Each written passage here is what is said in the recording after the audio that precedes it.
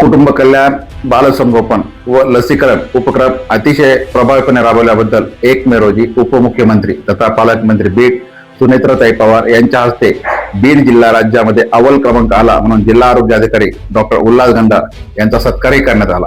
मात्र याच बीडमध्ये तब्बल माता व बाल संगोपनाची इमारत जी आहे ती तब्बल 21 कोटी रुपये खर्च करून 2.5 वर्षापासून ती केवळ निधी अभावी धूळ खात पडून आहे।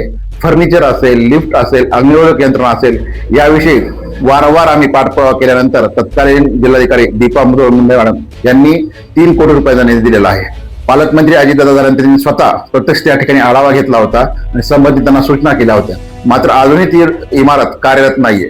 त्यामुळे पालकमंत्री सुनेत्राताई पवार यांना अशी आमची विनंती आहे की अजितदादांचं स्वप्न पूर्ण करण्यासाठी त्यांनी माता व बाल संगोपन इमारत कार्यान्वित होण्यासाठी जो आवश्यक निधी त्या निधीची तरतूद करण्यात यावी, जेणेकरून माता व महिलांचा प्रश्न सुटेल। कारण जुनी इमारत जी आहे जिल्हा रुग्णालयातली ती अपुरी पडत आहे। महिला, गर्भवती व नवमाता यांची जागेअभावी हेळसांड होत आहे। ही 100 खाटांची रुग्णालयाची इमारत तातडीने कार्यान्वित करण्यात यावी अशी आमची मागणी आहे।